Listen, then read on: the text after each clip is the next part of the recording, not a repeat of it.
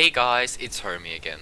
In today's video I'm gonna show you how I've made my kindred bow and how you can do it yourself. Before I start the video, I'll just throw in some random facts about the bow which might be interesting for you. The bow is about 120 centimeters long, 40 centimeters wide and 6 centimeters thick. It took me about 40 hours to finish it, and in total I spent approximately 50 euros on materials. With that being said, let's get started.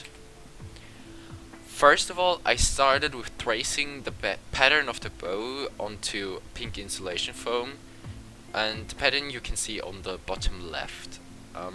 The foam had a thickness of 2 centimeters, and I found the pattern on Pinterest while searching kindred bow. For tracing I used a simple permanent marker and it worked out pretty well. After tracing I started to cut it out 3 times, so I had 3 pieces, each 2 centimeters thick. For easier handling while crafting, I cut the bow into 2 pieces. I proceeded with gluing the pieces together with wood glue, and in order to glue it together perfectly and have a strong bondage, I left it under pressure for 2 hours. I just put on very heavy books onto the foam.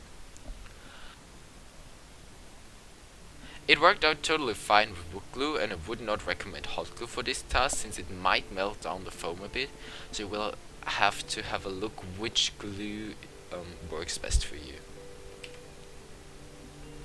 After it was all glued together, the bow was ready for carving.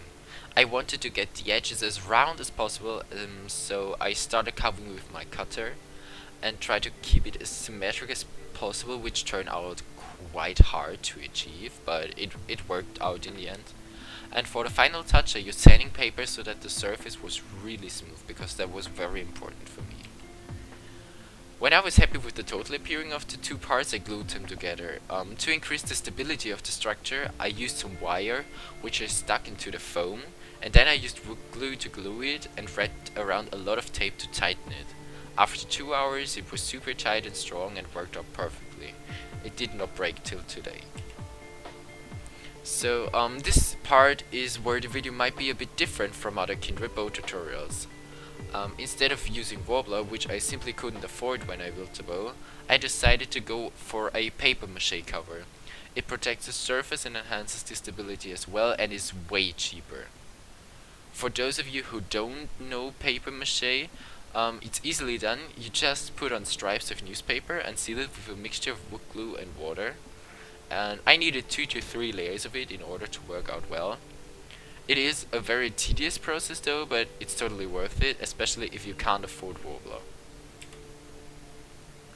When the bow was coated and completely dry, I started creating the wooden texture of the bow. I used my soldering iron to carve in the texture. It was about 3 millimeters deep and it worked out well, but it was also very tedious and took me like 2.5 hours to finish the whole bow. Definitely make sure that you open your window, since it smells very bad and the smoke might be dangerous for your lungs, so be careful kids. When I was done with texturing, I sealed the whole bow in 2 layers of wood glue to smooth and seal it. Now I probably would use Flexbond from Cosplay, but I was not familiar with it, so be sure to check that out, it might work better. And while doing this, while covering the bow in whatever primer you use, make sure to prevent the carving from sealing, because otherwise you will have to do it again, and that sucks.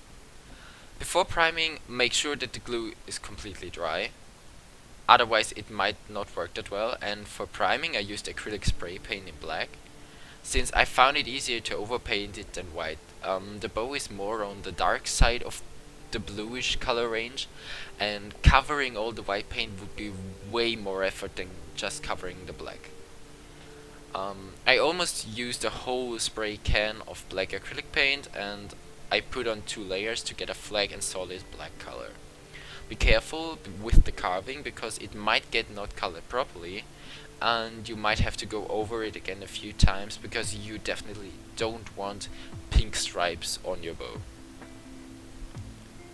I recommend to leave the bow outside for 1 day so that the spray paint can dry and stop smelling. It will make painting much more easier. And for coloring I used cheap acrylic paint in 5 colors: black, dark blue, a kind of greenish mid-tone blue, a very pale blue, and white. I mixed them together on a piece of cardboard and painted the whole bow with them. It took me quite some time. I think I spent 8 hours while coloring the bow. I had to apply 3 layers of painting because the first 2 layers were still a bit transparent. You might be able to reduce your time when using very high quality acrylic paints, but I did not want to afford that much acrylic paint for the bow. Yeah, after all, it took me really long to finish the paint job, but I really love painting, so it was quite some fun too. After I had applied 3 layers of the base coloring, I mixed together a very desaturated turquoise color to paint the marks on the bow. They looked a bit flat in the beginning though, so I decided to create a white gradient from the inside, and it turned out way better and created much more depth. As the last step of the painting process, I covered the bow in clear acrylic spray paint to seal it completely. The bow itself was finished at this point. As the very last step in the creation of the bow, I created some accessoires out of foam, sealed them, painted them, and sealed them again. I attached them to the bow, and finally it was ready. The bow turned out so well, and I'm so proud of that piece because it was my first real cosplay prop. And the amount of time and money I spent on it was totally worth it, and I can't wait to bring the bow to conventions. And before I'll end this video, I just want to share some thoughts with you which came to my mind after finishing the bow. The bow is pretty resistant to bumps and dropping it, but pulling can tear it apart easily, so you might want to prevent that. Unfortunately, mine broke during the creation process when it fell down off my shelf. But I fixed it with hot glue and wire inside, and it worked out very well, so don't worry about breaking too much. Yeah, I think we finally reached the end of this tutorial, and I hope you enjoyed watching. If you have any questions, feel free to ask in the comment section below. And if you have any suggestions for my future video, feel free to tell me too. And with that being said, see you next time!